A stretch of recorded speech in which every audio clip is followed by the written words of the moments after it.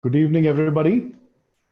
Welcome to the second webinar of the Guwahati-Lexygen Entrepreneurship webinars.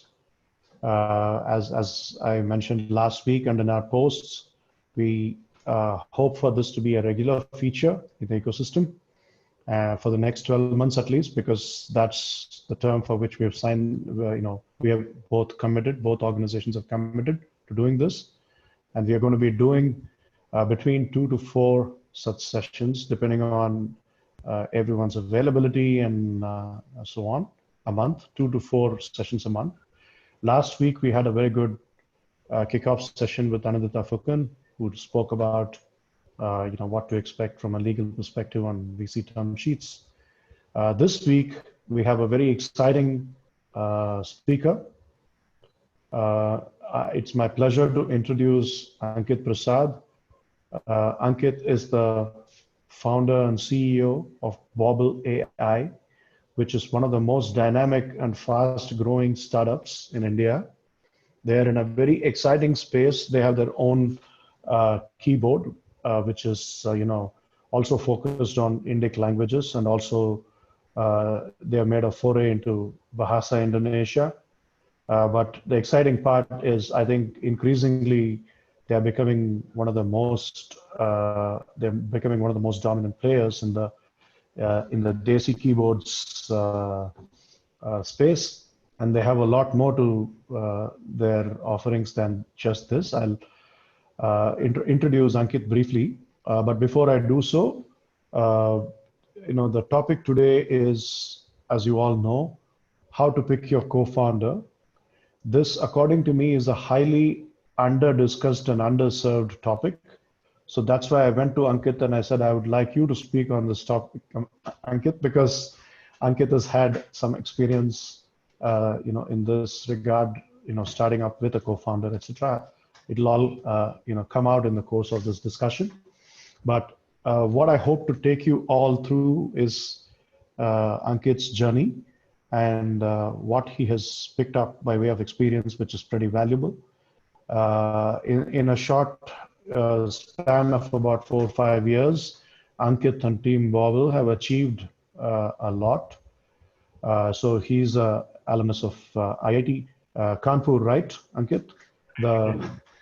Delhi, sorry. So he's part of the IIT Delhi mafia. And, he started up this company along with a co-founder. He'll tell you the story. But they have raised funding from a host of very, very reputable investors, starting with, angels like Sachin and Vinny Bansal, venture capital firms, Safe Partners, and a couple of other reputable players. And he's also tied up business partnership with some of the best companies like Xiaomi, etc., with whom they do a lot of work. With that, we'll roll into the session.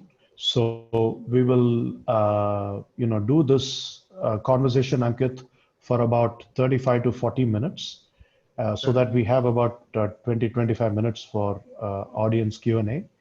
But I'm going to ask you some questions where I will, request you to be as candid as you can be without breaching business sensitivity, confidentiality, and of course, I understand some of the questions may be a little sensitive, and I will leave it to you how you handle them. But I think the objective here is not to probe into your personal or professional life, but the idea is to probe into your experience and for you to share what you have learned from all that you've done in this entrepreneurial journey of yours. Let me start with the first question. My first question has got nothing to do with the topic as such. So why did you walk all of us through your journey of how you became an entrepreneur and how you became a startup founder? How did you end up in this gig? Thank you so much, Vijay, for inviting me to your session. I'm sure it will be exciting, and thank you so much, everyone, for joining us. As you mentioned, it is one of the picking up co-founder is one of the less spoken topic, but one of the most important in the journey of a startup. But yeah, let's start with my own journey as an individual, as an entrepreneur. So I had this entrepreneurial bug right from my school days. Mm-hmm. I started my coding at the age of 6. Got appreciated by the district collector as well in my Wow. hometown Mm-hmm. in Jharkhand. It's a small city called Chaibasa. And then during school time, I think I was in class 10 when we started our first um, proprietorship based company in Jharkhand, again in Jamshedpur, wherein Mm-hmm. I was very fond of website design and development, and so was my brother and elder brother. And I got to learn a lot from him. So we together created this company wherein my father used to bring from his network some of the opportunities which we used to leverage and create websites and web applications for them. And that used to, that kept the fire alive within us, and that also gave us the bite of Mm-hmm. money. you know so we Of had this course. entrepreneur right from the beginning, and it continued when I reached my college in IIT Delhi. During my first year, I worked with various startups at different levels, as an Mm-hmm. intern, sometimes as a key technology team member, and so on. I worked with some of the startups which has now become reputed companies. I was probably one of the first few interns when they were known with a Mm-hmm. different name at that time. Now many of them have now become unicorns. The popular ones, as you know, have come out of IIT Delhi. So I was fortunate to have Sure. that network of entrepreneurs around me, from whom I could learn a lot, and um, this also broadened my exposure towards businesses.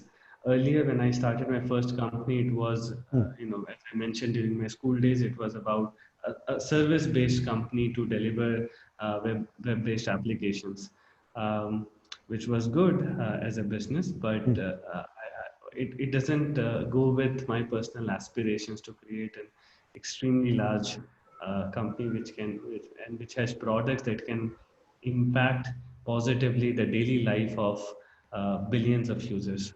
So this is why, after getting exposure Sure. of the startup and various entrepreneurs in IIT Delhi, um, I chose to start a different venture while I was towards the end of my third year, early fourth year. And this venture, the legal entity that we had, is still the one that owns Bobble brand, which is Talent Unlimited Online Mm-hmm. Services.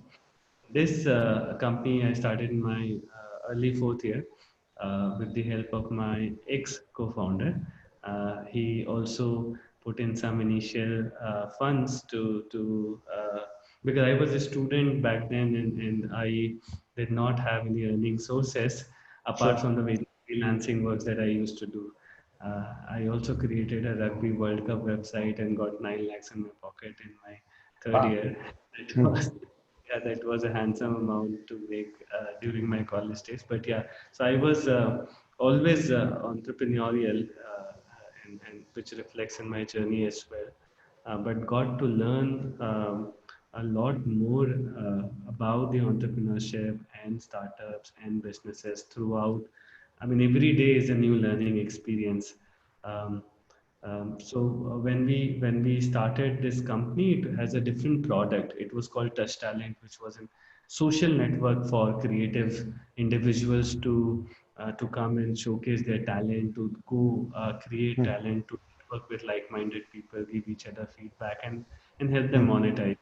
But Sure. somehow it didn't work out, and we had to make a pivot, a hard pivot in 2015, early 2015. This is the time when Bobble was created.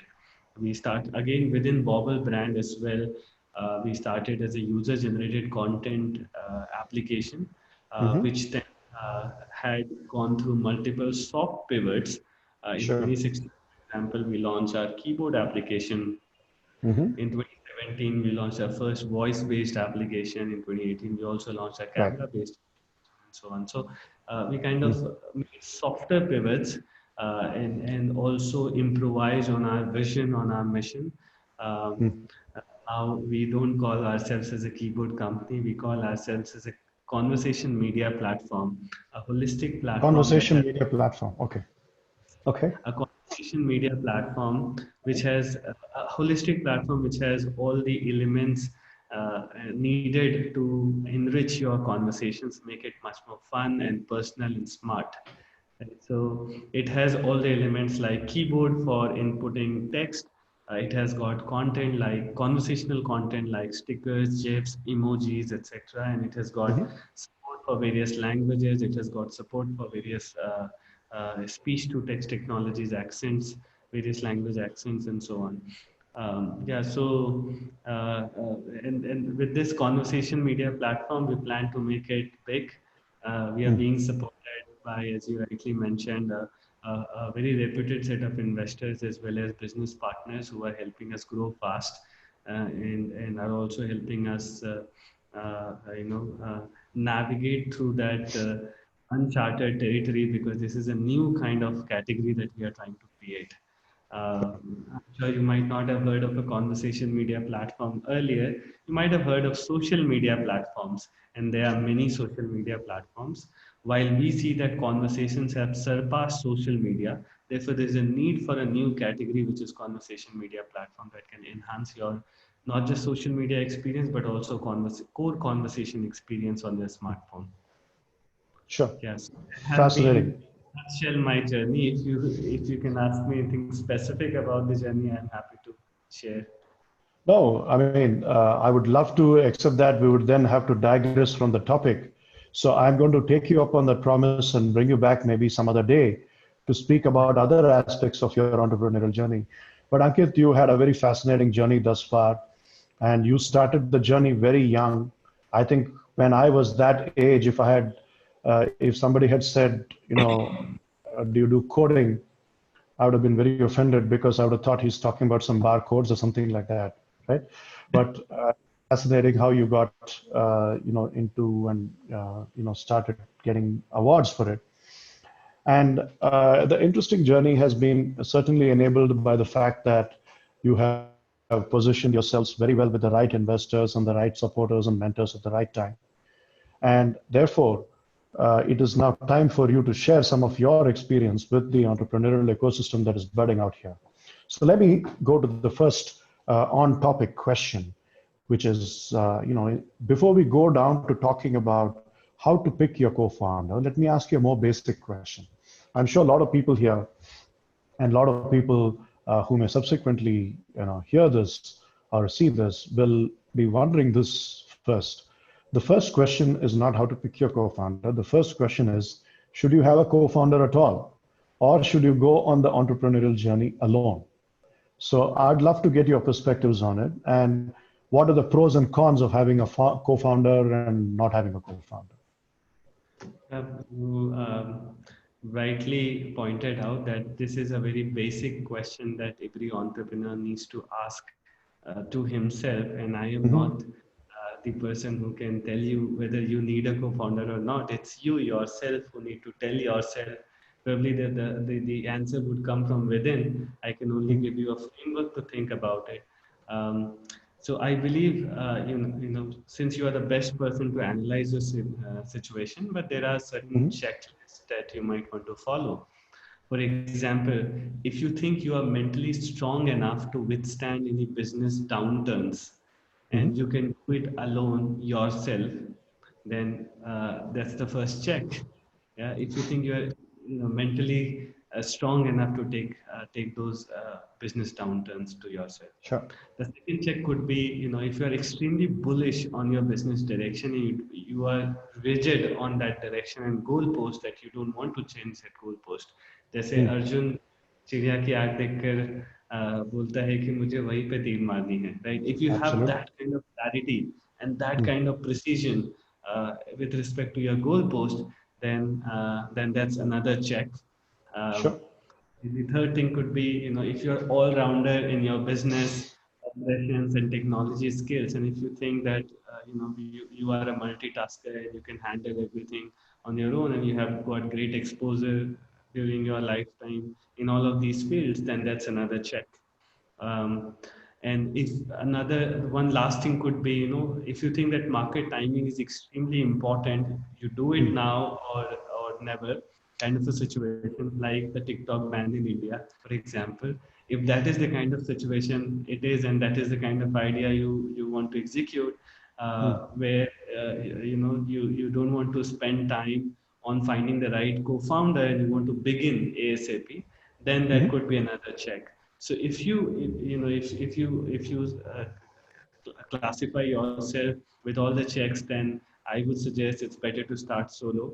But there's a very small percentage of entrepreneurs, I would say, who can check on all of these pointers. It's very tough to be an Sure. all-rounder. It's very tough to be emotionally and mentally stable to take the business downturns to yourself, and it's not always that market timings are as important as finding a co-founder. So I think it's doable. Nothing is impossible in this world, at least not for entrepreneurs. Entrepreneurs are known for making impossible possible. But having said that, the chances of you checking on all of these pointers and the risk associated to it, I would not recommend taking those chances. Um, yeah, having said that, a co-founder need not be added right at the beginning. I mean, it's not necessary that because it's called co-founder, therefore it has to be a part of your initial list of directors that are there in the company. That's not the case. You can meet your co-founder during your journey, right? Many a times you meet people during your journey and you'll find someone who deeply connects with you and your vision and with whom you would want to spend every day of your life, right? So if you find someone during your journey, I think that would be the right time to decide on a co-founder rather than sticking to that notion of getting a co-founder right at the beginning. That I don't think that's the restriction that you should impose on yourself, and be open towards meeting co-founders during your journey. And you'll find many.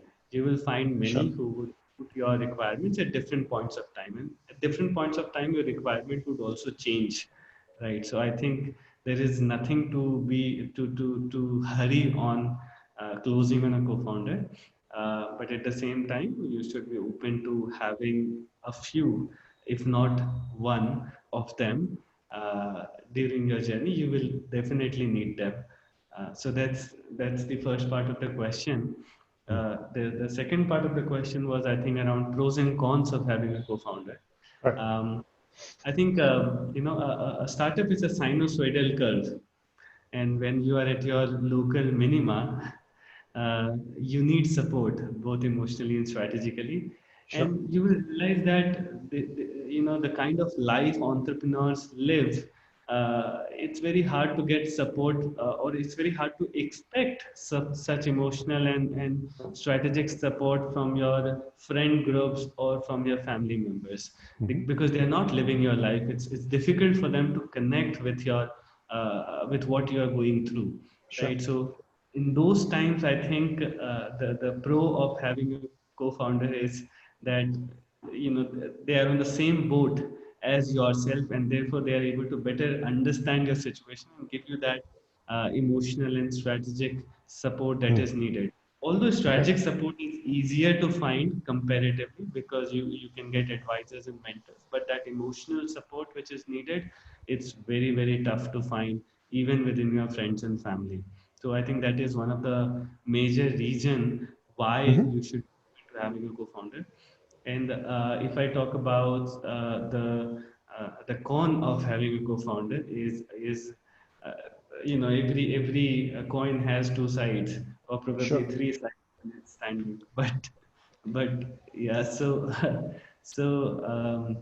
we need to understand and appreciate that every individual is different, right? Not me and Vijay are not the same persons and same personalities, right? And therefore, even if there is a broader alignment principally, many a times the fine print creates tension, and who would better know than Vijay as a lawyer? that even if there is a principal alignment at the term sheet stage, there are chances that term sheet will fall away during the definitive agreement stage, right? So fine print matters. And therefore, I think unless decision making is prioritized and Mhm. differentiated clearly, a co-founder could become a pain. Right? To avoid that situation, I would suggest to try as minimum overlap as possible Mhm. between you and your co-founder's responsibilities and area of work. Yeah, so that could be one con of having a co-founder. Wonderful. Great answer, Ankit. That's a very, sensible answer, I think, at multiple levels, because firstly, you made some very fair points as to, how you would go about looking at that question of whether you want a co-founder at all. And the simple first message I heard is that if you think, or even before that, the first message is you have to make your own, call. There is no script that is written which can be followed for everybody. Each individual founder has to decide for themselves whether they need a co-founder or not. Second Mhm. question is, are you a Jack or Jenny of all trades? If you're not, you probably do need a co-founder. And in addition to that, I think you raised some very, very good points about pros and cons, which I don't want to repeat, but I think you made some very, very useful points for everyone to think about on this fundamental question. Now, moving on, let's say that based on whatever you have said, Ankit, it's fair to say that a co-founder is not overhyped. A co-founder is a fairly good value-added component or a part or a character in the whole startup journey of every individual entrepreneur. So then, if an entrepreneur says, "Okay, I think I do need a co-founder," then what Mhm. are the attributes they should look for in a co-founder? If the entrepreneur is already married, then they would know how to look Okay. for a wife or a husband. Hmm. But if the entrepreneur is not married yet, then they would have to learn it from scratch. So it's Okay. being a co-founder is like a marriage. You need to date a little bit to get the comfort and understand compatibility. Right? I think the first thing we should do is define our core values. Hmm. The core values matter because all your actions and decisions are driven by your values, and your thought process is driven by your values. So if you Absolutely. can somehow document your values, or somehow at least give it a broad structure, Hmm. um, if you look for people who matches those values, I think that relationship will go for a long haul. But if it doesn't matches, then it is bound to create conflicts at some point of time, Hmm. because since the core value is not matching, therefore there will be conflicts of decision, there will be conflict in thought process and directions that the startup should take, Sure. etc. um, so I think the first thing that you should consider is that it's like a marriage, and therefore don't go all in immediately. Just wait, take a step back, and spend some time, date a little bit to get the comfort and understand the compatibility. The second thing is define your core values and try to match it with the person you are considering as a co-founder. Core values will derive all the thoughts and the actions and the results. Hmm. While having expectations is great, but I think as entrepreneurs looking out for co-founders, we need to be Hmm. also ready to compromise. Uh, you will never find a perfect person. There nothing, no such perfect person exists in this world, and therefore Hmm. be ready to trade off some things.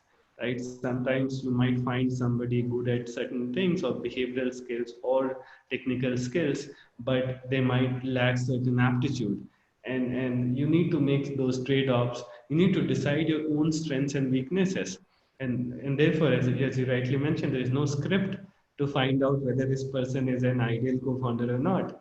Although there is Hmm. a script for probably finding an ideal bachelor by shadi.com or jeevansati.com, but not for a co-founder, right? So you need to assess your own strengths and weaknesses, and find somebody with the same level of drive and motivation for the venture.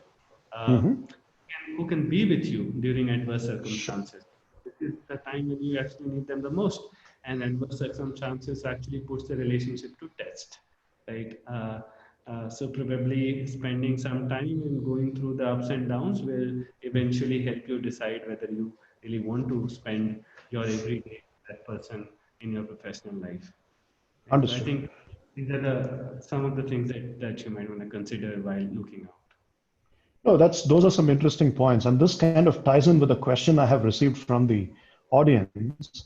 I was originally thinking of taking it up separately, but one of the points that you made, Ankit, has made me think that I'll ask this question now.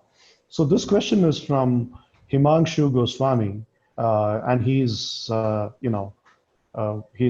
either thinking of or operating a cab service, and he's looking to get a co-founder.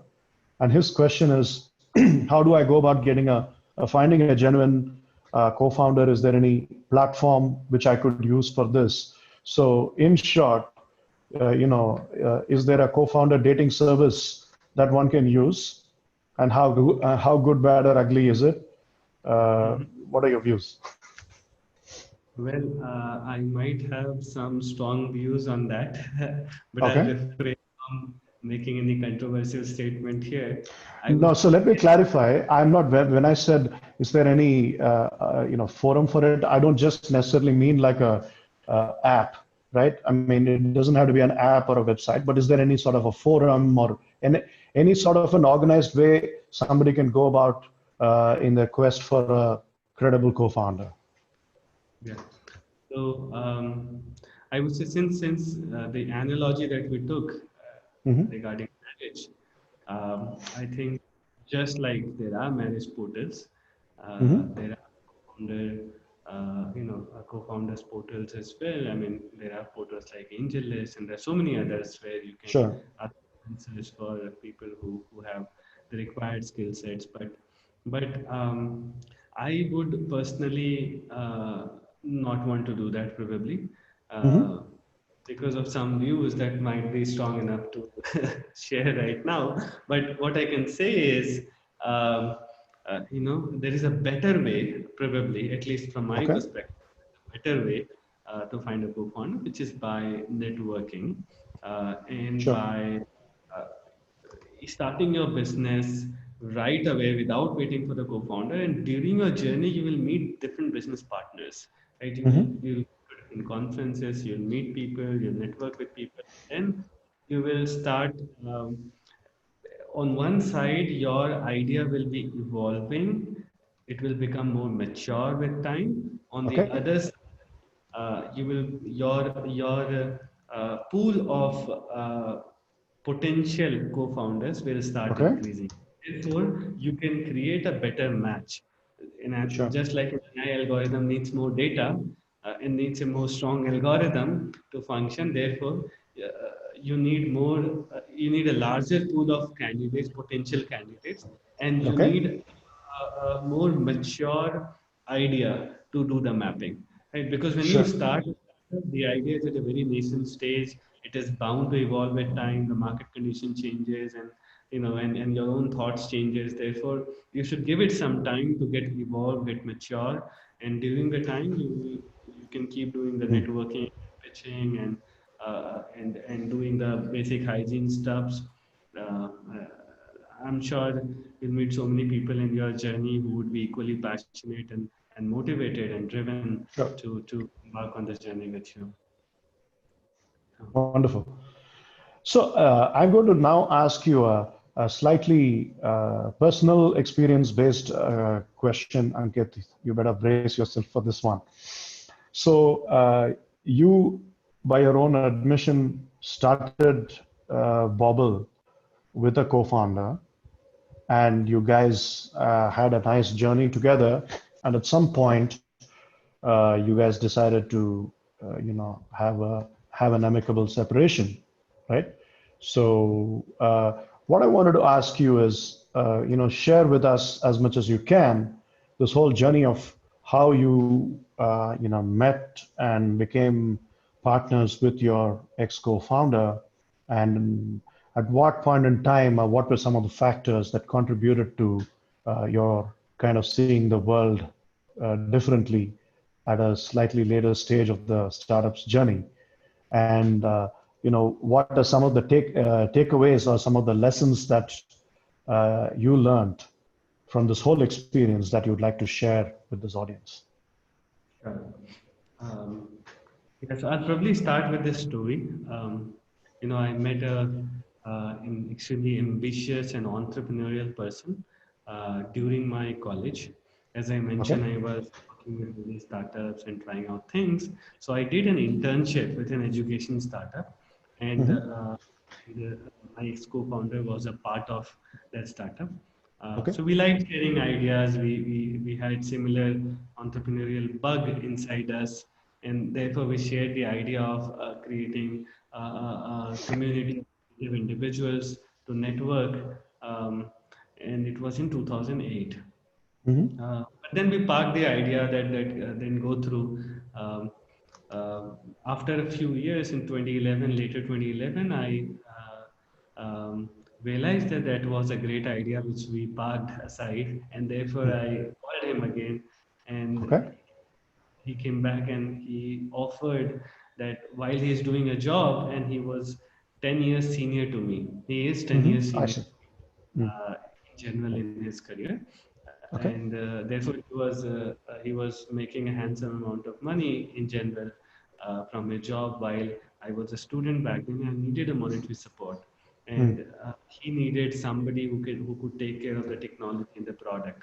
Therefore, I became co-founder with him, wherein he was infusing the initial funds Mm. while I was building the team and making the product happen. While at the same time, we were discussing together on the broader level direction and how we are perceiving the future of the business. Hmm. It went well. We raised a couple of rounds together, and then he left his job to come full time to the company. I left Hmm. my college, dropped out to join full time to the company. Um, and it was all going well. We raised a couple of rounds. Everything was going great. But Hmm. then we had to make a pivot. As I mentioned earlier, we had to make a pivot from Touch Talent to Bobble in early 2015, Hmm. and things started, changing after the pivot. Because over the time, we both realized that we are the two, I would say, two alpha personalities, and both of our leadership styles are different, and it is Okay. bound to happen. Right? Not, as I mentioned, no two individuals are the same.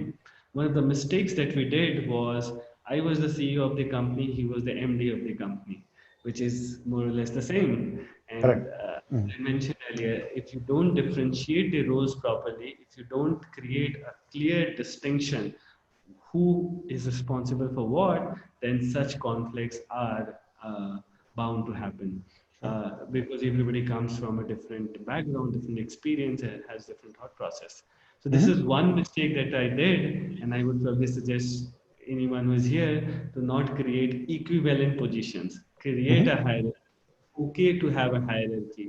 It's okay to have different shareholding percentages for the co-founders, depending on Sure. how much they're contributing, how much indispensable they are to the business. Right, so this is one mistake that we did, because of which our views started clashing and it was impacting our business. Hmm. Although separation is always hard, but when we are running a company, we need to think of every other stakeholder whose life is dependent on our work, on our business. And therefore, we have to take harder calls at times Hmm. for a larger good. We decided to part ways in a very good terms, wherein I bought his shares partially, which also helped him in starting his own startup, new startup in outside the country, in a different country, and it helped me in gaining significant shareholding to continue Bobble. Right, so both of us today are happy with our decisions, and both are doing good in our respective businesses. And that I believe that was probably the best decision that we could take. If we did not take that decision, then we would have been down to zero, because you can't run a car in both the sides, right? It has to go in Absolutely. one. All the Mm. forces, all the effort needs to be aligned to increase the speed of that car. right? And you can't just pull it from behind. One person is wants to go right, one person wants to go left. It doesn't happen like Absolutely. that. It was one of the best decisions we took, and the transition happened extremely in a very friendly manner, in a very Mm-hmm. respectful and mutually beneficial manner, and that's very important. While you have to take hard calls, that doesn't mean that you have to spoil relationships, right? Uh, there was a time when I needed him the most. He helped me. There was a time when he needed me the most, and I helped him. And therefore, with that, keeping that in mind, we came up with a very clean structure to give him a cash exit, while I could also make him a part of a larger success. If Bobble tomorrow becomes successful, he still owns a partial shares in the company, so that he Yes. also gets benefited from the initial contribution that he made. Mhm. I think that happened, and after he left, I am not a sole founder in my company now. I have another co-founder. After probably 5 6 years of running the company, as I mentioned Mhm. earlier, he did not think about that restriction to have a co-founder right at the beginning. In fact, now Yeah. we have a Yeah. founding team. We have a set of founding members. If you go to LinkedIn, search for Bob, you'll see there are 4 5 people who would be called as founding member of Bobble, and that's one of the incentives that we provide to our initial team members who have been supportive of us right from the beginning. Mhm. And the new co-founder that I have is my own elder brother, with whom I started my first company in the childhood. So Mhm. and Rahul, who is my elder brother, has been with Bobble Journey as well, right from the beginning. He was leading the technology, and it was a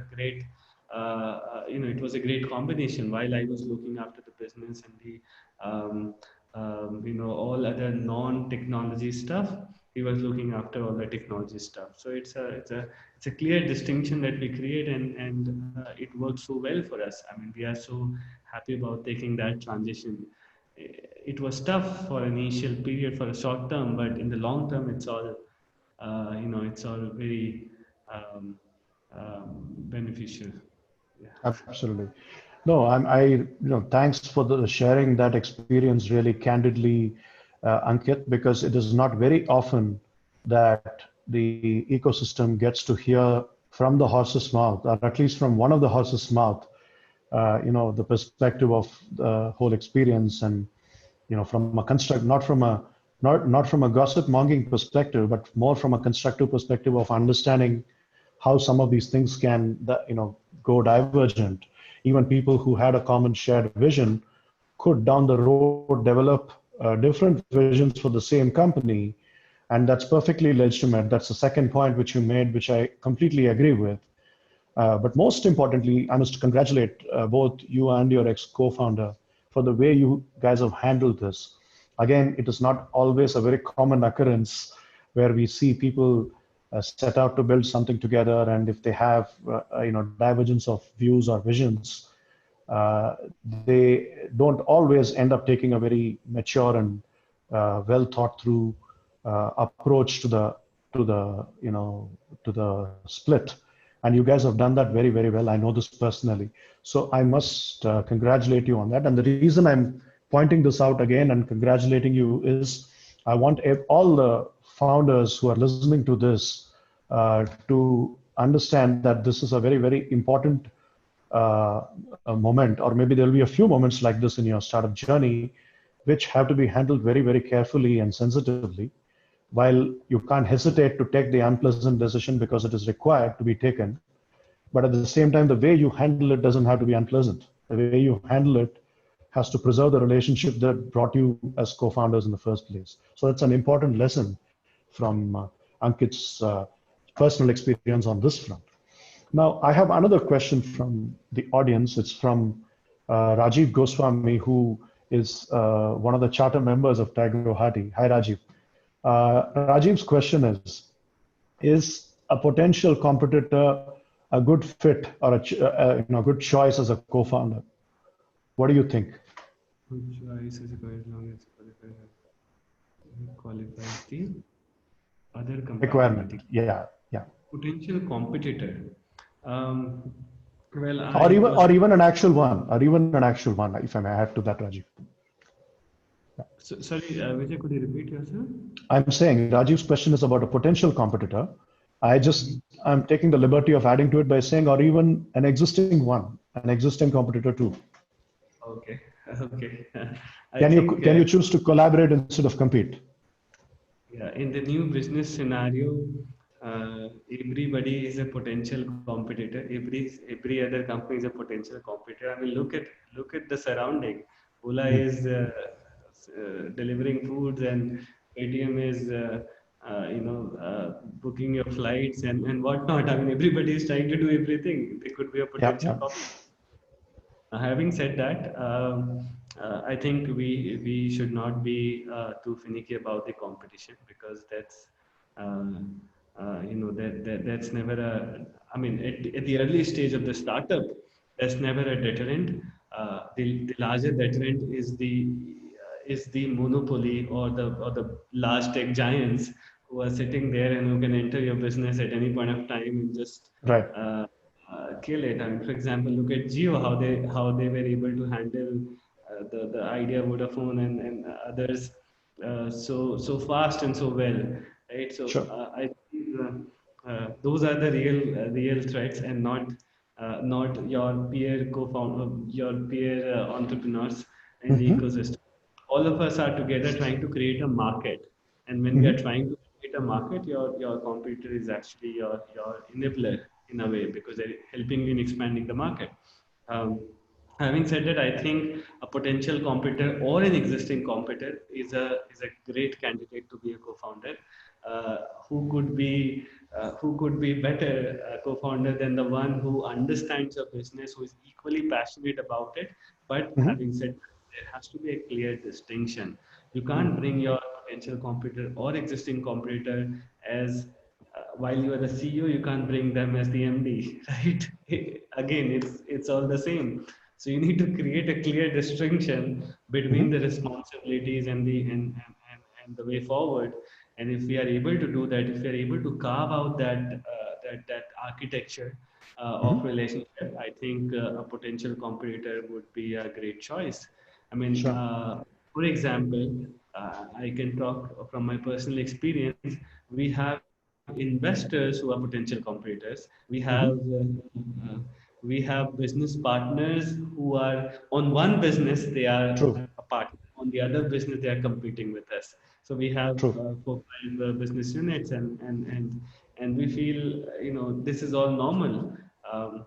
For example, look at Google, look at Amazon, look at Facebook. They are so big. They have so many business lines that on one Hmm. side you'll be competing with them on say e-commerce. On the other side, you'll be hosting on AWS, right? Sure. So it's on one side you are a partner, on the other side you are a competitor, which is all fine. So I think that should not be a deterrent for sure. In fact, that could be a very well suited potential candidate to make them your co-founder. And I believe, from my personal experience, whenever we try to join hands with our ecosystem, with our other ecosystem players, we Yeah. always gaining more success. The market is huge. You Yeah. don't have to be so narrow-minded that you have to get the 100% of it. You have, if you can join hands and make the pie bigger, even if you True. take a smaller chunk of that pie, it will be much larger than what you had imagined in the smaller market. Right? So I think a competitor or not a competitor is not a friction or deterrent. And it's a dynamic definition. Who's a competitor and who's a collaborator Yeah, and who's a in co-founder? Yeah. yes. So While competitor that's a very interesting answer, and I would agree because at several levels, the borders are slurring, the segments are falling away. Whoever you thought was operating business A is operating business B today, and vice versa. And it's not even like they've pivoted from their main businesses. They have just diversified because at some point everybody wants to be everywhere. So thank you, Rajiv, for that. Sorry. One more point, which is slightly unusual, and we Hmm. are going through it in the recent days, wherein we are bringing a firm as a co-founder, not an Hmm. individual, but a Okay. firm co-founder. So when we assessed our strengths and weaknesses, we saw that we are very good in creating products and technology. We are Sure. very good in innovation. We are very good with distribution because of our partners who are distributing our products in the market. But what we were not good with was Mhm. monetization, was marketing, Okay. was business development, and therefore we are bringing a firm as a co-founder rather than an individual as a co-founder and CMO, right? So, and we are So it's like literally a joint venture. It's like a joint venture approach, basically.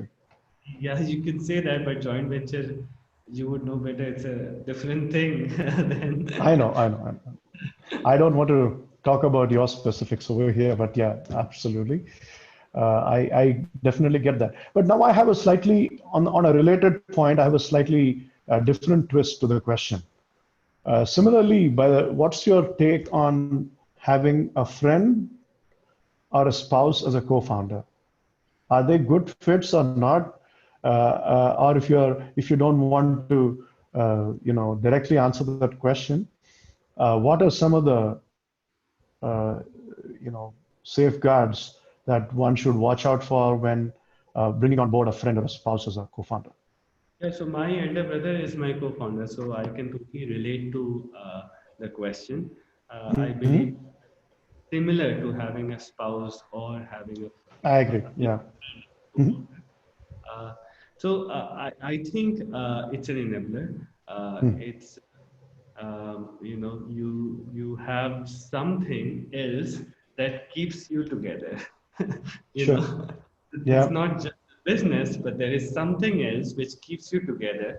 Therefore, the bonding is stronger, and it's like a it's like a railway track wherein you two are two different persons, but you are attached so well together that it's very difficult to disjoin them. And if it happens, then it just ruins your life entirely, not just your career and business, but Correct. also your personal life, Correct. right? So it's a risk, definitely a risk. But as an entrepreneur, we are known as risk takers. So why not? I mean, the upside is also huge. Sure. While there's a downside, which is huge, if you ruin it, your life gets ruined. But the upside is also huge because in smaller downturns, it will not create any impact on your business because you can completely trust that person as a family member or a close friend or spouse that Hmm. not leaving you for such downturns, right? So it adds to your to your execution. But having Hmm. said that, I would suggest you might want to de-risk a little bit by bringing How in a so? third co-founder who can Hmm. create that balance so that not all the decisions are taken via emotional discussions. Rather, there should be some professional rationality should be attached to taking the decisions. And therefore, I Sure. think you can create a fine balance by bringing in a third co-founder and not sidelining him or her with, by creating an alliance with your spouse or your family member or close friend. So Sure. I think it's very Yeah, I important. mean that's absolutely fair points. Except I would add also, in my view, that it creates an extra obligation on the co-founders in question to not just be professional, but to be completely seen to be professional also, right? Because what people tend to always judge in such situations, that decisions are not being made in a professional manner, right? So therefore, everything has to be, if 1x is good enough in a normal co-founder relationship, in these kind of scenarios, it probably needs to be 1.5 or 2x more above board. Would you agree with that?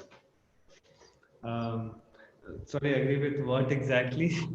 With the fact that it places an onus on the co-founders in situations where they are either very close or their family, to demonstrate to the rest of the world and to their organization that they are actually taking decisions professionally, on an arm's length basis, etc., making it much tougher than a normal unrelated. I personally never faced this experience. So Okay. for example, when me and my brother are there, whenever we take a decision, at least within our organization or within our set of shareholders and the other stakeholders, they don't see it coming from a family. They see it coming from a business, Right. and probably we were able to create a fine balance, and we were able to generate that perception that while we are thinking business, we are thinking business, right? And we take decisions in a very rational manner, and therefore we also have as I mentioned earlier, a founding team, a team members who were there with us right from the day Bobble got started. I- there are five people there who are equal in decision making.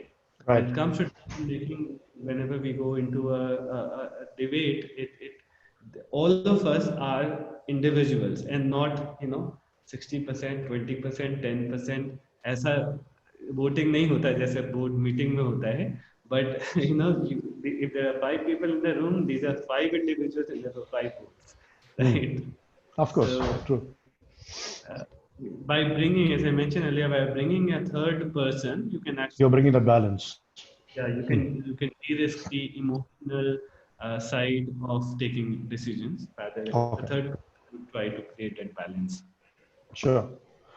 We have one more question, Ankit, from the audience. This is from Rajiv Gupta, who is also a charter member of Guwahati. We have a lot of Rajivs. It's our most popular name amongst charter members of Guwahati. So Rajiv Gupta's question is, when you have an organization, when you have as a co-founder, does it follow the same process in terms of remuneration and distribution of equity, etc., as it would be to an individual? Or is it a contractual arrangement? So this is in reaction to to the point you made, Ankit, about saying that I don't need an individual as a CMO. I can have an organization as a CMO. So if you do that, then how does remuneration and compensation work? Does it work on similar metrics, or does it change? That's Rajiv's question. Yeah, so I would say the skeleton remains the same. The flesh and the decoration can change, the legal terminology can change, but Yes.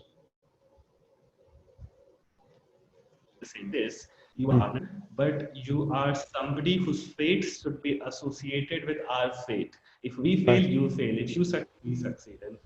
And this is how the mutual that co-founder relationship is based upon. The same skeleton gets replicated.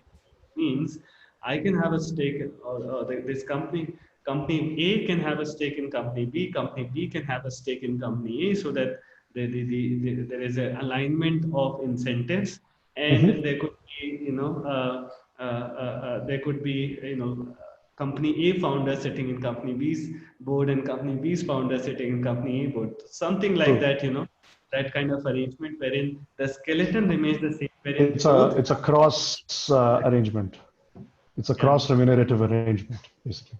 Yes, otherwise it is just like a normal business agreement, right? So it has to Understood. have that deeper relationship, right? It should be a long term, it has to be an agreement for sure, just like Sure. even for co-founders, you have an employment agreement, right? So agreement is given, but the skeleton of that agreement or the principles of that agreement should be that I have a skin in, you should have equal skin in the game, and you should True. have equal incentives to earn more stock options when you achieve something, right? So just like I get more, my value gets increased when the company becomes successful. The other firm's value should also get increased when the mandate or the company becomes successful, right? So I Absolutely. think Yeah.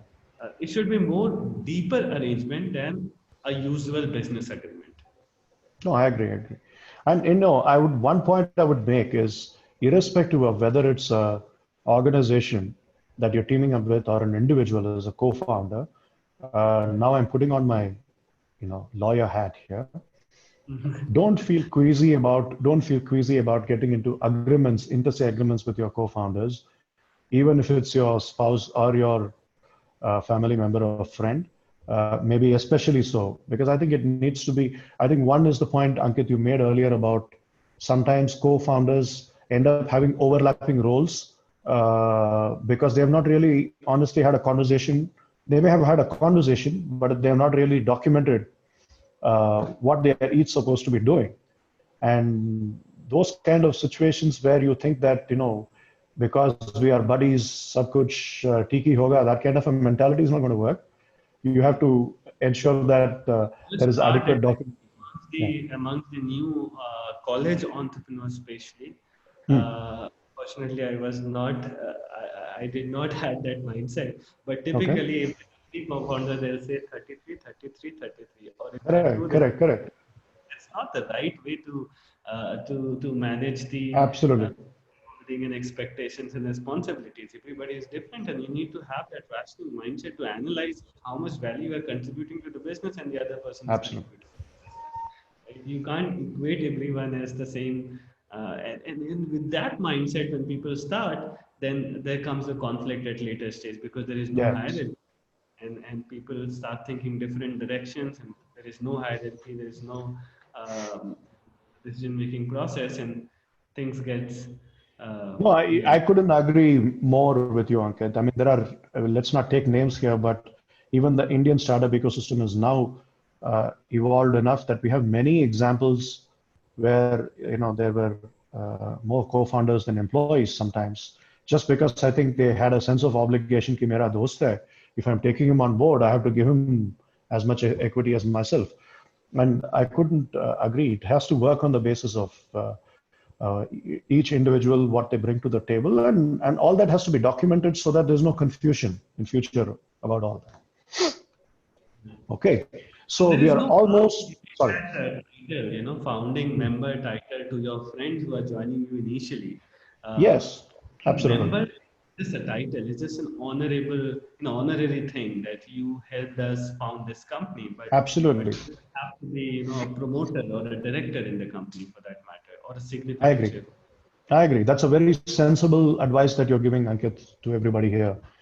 And we're almost out of time, so I can take one or maximum two more questions from the audience. If anybody has any questions, please type them out, or you can, I don't think you can ask, so you will have to type it out. So, Rafiq, can we temporarily unmute everybody so that everybody can speak? Okay, so you don't have to type it. If you're able to ask the question orally, if you'd like to ask, uh, if somebody has a quick question, please identify yourselves. Does somebody have a question?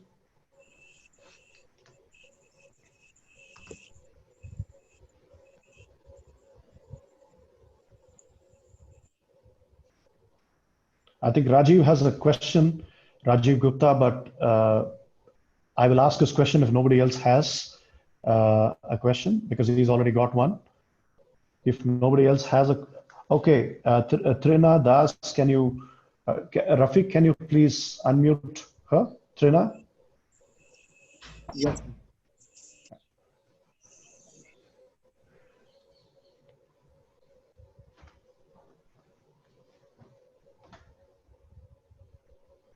Rafiq? Okay, Trina, are you able to speak? I think, okay, I've done it. Let's see if it works. Trina, you should be able to speak now. Hello.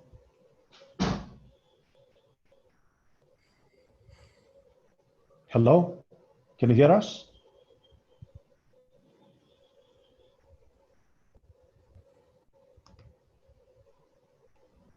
Please go ahead, Trina. You're able to talk now. Okay. Rajiv, we'll come back to her if she figures it out. But Rajiv, do you want to, your question is, how do we, any tips, Ankit, on retaining the founding team members? Because competition must be tough on the founding team members because they have all the inside dope on all your early days troubles and travails. So how do you retain them, and what tricks can you recommend on that? Trina, if I can request you to hold on to your question or type it in the chat box. That'd be great, because I think Ankit can answer Rajiv's question in the meantime. Rafiq, maybe you can unmute everybody so we can have questions from everybody. Ankit, please go ahead. Yes. It's a great question. How do we retain the founding associates? I think the first and foremost thing which is needed by every individual, be it founding or not, is the respect and the due credit for the things that they are doing. If they like working in the organization, if they like interacting with their peers and their bosses or subordinates, then they will definitely get retained, because money comes later, the experience comes first. And we have Sure. seen most of the time when people leave the company, they leave it for the bad experience and not for lower salary. We Sure. have seen people working at heavy salary cuts during tough times, even at our organization, for a long term. And they were not founding members, and they were just an employee, but they did that because their experience was great, and they felt like a family rather than felt like a company. Sure. So I think that's the first thing which is very important, to satisfy the human needs of that person, of being respected, of being credited with their, with whatever they have accomplished, and they need to have that sense of achievement. They need to have that sense of togetherness, right? Sure. That we are achieving together, we are growing together. The second thing, which is more transactional, is what we can do is we can incentivize their journey for the long term with things like ESOPs, and there are so many other instruments that are being used nowadays. More fancy instruments are there, which can be Sure. used to align everyone's goal um, with the incentives. Now, having said that, I think what has really worked for us uh, in the last 5-6 years, that we were able to retain our founding associates, was that we were able to train them to become leaders.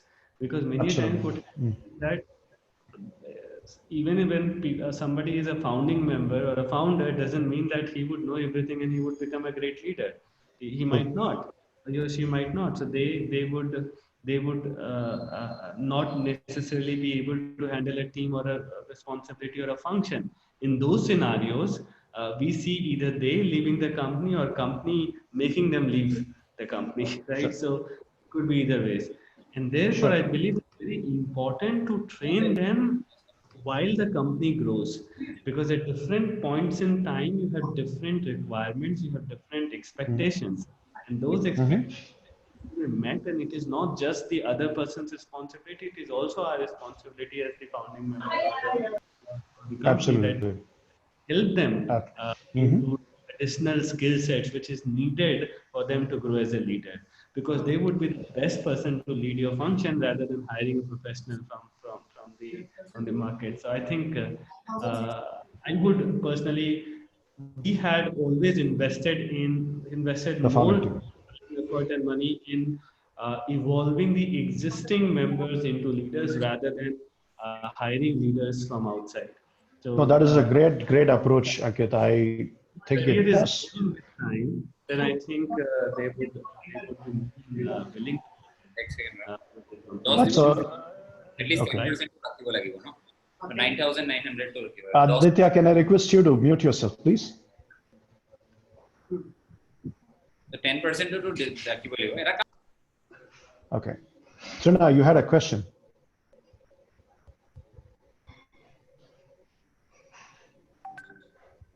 I don't think No? her mic is No, visible. no. Yeah, I don't think. Her mic is not visible. Yeah, mic is not visible and she's not typed anything also. Unfortunately, we are going to have to take your question offline, Trina. You can email the question to me at vijay@lexygen.law, and I'll have it taken to Ankit. And of course, if he has the time at his convenience, now he'll have to respond. But he was kind enough to make time to be here. I do know that he's a very busy founder, because Wobble is doing many things, growing in many directions and doing some fantastic work. So he's 900 So yeah, so I think we're all thankful, Ankit, on behalf of Guwahati and Lexygen. I would like to thank you for taking the time for being here. I thought that was a fascinating bunch of insights and experiences that you shared with us. What made it more relatable was that you referred to several points of time in your own entrepreneurial journey as opposed to speaking in the theory. So I think a lot of entrepreneurs here, I'm sure, benefited from your insights and your experiences. And thanks again for being here. And we look forward to having you back some other time later. But this has been a very, very useful talk on a very useful topic. And thank you, everybody in the audience, for making time to be here and for your very, interesting and very, very good questions that you posed for Ankit, for which he gave some great answers to. I hope all of you found this webinar useful. Like I mentioned at the beginning, some of you were not here, so I'm going to repeat it. This is a series of webinars. It's called the Guwahati-Lexygen entrepreneurship webinars. Conducting these between 2 to 4 a month, depending on how busy or not we are. Also, it's about how we are able to get good speakers. The focus is going to be on relevant and good topics and good speakers. So please stay tuned. Follow us on our social media pages, Guwahati's social media pages, and we'll make announcements. Next week, there will be no webinar, but the week after, we have a very interesting webinar with respect to customer acquisition strategies in times of COVID. So I think entrepreneurs will find that very useful as well. We will share the details of that speaker and of that topic next week. Stay tuned and follow us on social media. Thank you once again, all of you, for attending. Thank you, Ankit, once again. Bye. So much. Thank you, everyone. Bye. Till the next session. Bye then. Bye.